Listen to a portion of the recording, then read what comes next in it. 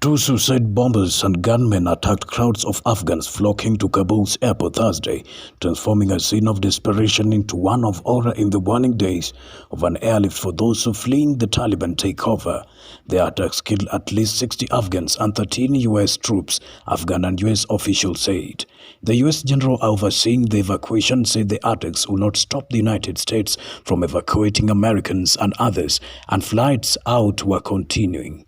General Frank McKenzie, head of U.S. Central Command, said there was a large amount of security at the airport and alternate routes were being used to get evacuees in. About 5,000 people were awaiting flights on the airfield. We have seen firsthand how dangerous that mission is. The blasts came hours after Western officials warned of a major attack, urging people to leave the airport. But the advice went largely unheeded by Afghans desperate to escape the country in the last few days of an American-led evacuation before the U.S. official ends its 20-year presence on 31st August. Islamic State group claimed responsibility for the killings on its Amaq news channel. The IS affiliate in Afghanistan is far more radical than the Taliban, who recently took control of country in a lightning blaze. The Taliban were not believed to have been involved in the attacks and condemned the blasts. In an emotional speech from the White House, U.S. President Joe Biden said the latest bloodshed would not drive U.S. out of Afghanistan earlier than scheduled, and that he had instructed the U.S. military to develop plans to strike IS. We have so much to do. It's within our capacity to do it. We just have to remain steadfast. Steadfast.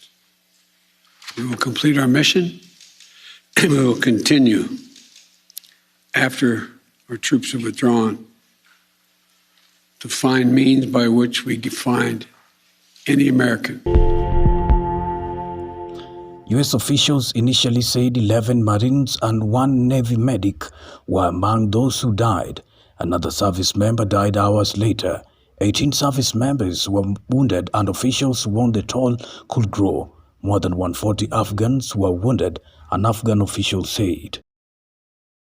Pentagon spokesperson John Kirby said one explosion was near an airport entrance and another was a short distance away by a hotel. McKenzie said clearly some failure at the airport allowed a suicide bomber to get so close to the gate. He said the Taliban has been screening people outside the gates, though there was no indication that the Taliban deliberately allowed Thursday's attacks to happen. He said the U.S. has asked Taliban commanders to tighten security around the airport's perimeter. The second blast was at near Baron Hotel, where many people, including Afghans, Britons, and Americans, were told to gather in recent days before heading to the airport for evacuation. Additional explosions could be had later, but Taliban spokesperson Zabihullah Mujahid said some blasts were carried out by U.S. forces to destroy their equipment. Already some countries have ended their evacuations and begun to withdraw their soldiers and diplomats, signaling the beginning of the end of one of history's largest airlifts. The Taliban have insisted foreign troops must be out by American self-imposed deadline of 31st August, and the evacuations must end then too. Even so, the airlift continued Thursday, though the number of evacuees fell for a second day as the terror attack and further threats kept people away. From 3 a.m. to 3 p.m. Washington time, about 7,500 people evacuated, a White House official said. 14 U.S. military flights carried about 5,100 and 39 coalition flights carried 2,400.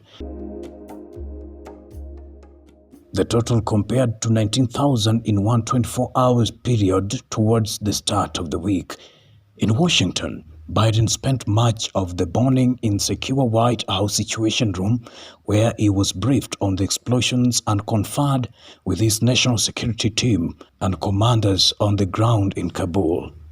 Overnight warnings emerged from Western capitals about the threat of IS, which has seen its ranks boosted by the Taliban's freeing of prisoners during its advance through Afghanistan. Shortly before the attack, The acting U.S. ambassador to Kabul, Ross Wilson, said the security threat at the Kabul airport overnight was clearly regarded as credible, as imminent, as compelling. But in an interview with ABC News, he will not give details. Late Wednesday, the U.S. Embassy warned citizens at 3 airport gates to leave immediately due to an unspecified security threat. Australia, Britain and New Zealand also advised their citizens Thursday not to go to the airport. Taliban spokesperson Zabihullah Mujahid denied that any attack was imminent at the airport, where groups fighters have deployed and occasionally used heavy-handed tactics to control the crowds. After the attack, he appeared to shrink blame, noting the airport is controlled by U.S. troops. Before the blast, the Taliban sprayed a water cannon at those gathered at one airport gate to try to drive the crowd away, as someone launched tear gas canisters elsewhere. The Sunni extremists of the Islamic State, with links to the group's more well-known affiliate in Syria and Iraq, have carried out a series of brutal attacks, mainly targeting Afghanistan Shiite Muslims minority, including a 2020 assault on a maternity hospital in Kabul, in which they killed women and infants. The Taliban have fought against Islamic State militants in Afghanistan, where the Taliban have wrested back control near 20 years after they were ousted in a US-led invasion. The Americans went in following 9 out of 11 attacks which Al-Qaeda orchestrated while being sheltered by the group. Amid the warnings and the pending American withdrawal, Canada ended its evacuation and European nations halted or prepared to stop their own operations. The Taliban have said they'll allow Afghans to leave via commercial flights after the deadline next week, but it remains unclear which airlines will return to an airport controlled by the militants. Turkish presidential spokesperson Ibrahim Kalim said talks were underway between his country and the Taliban about allowing Turkish civilian experts to help run the facility. Reporting for Voice TV Kenya, my name is Wycliffe Oko.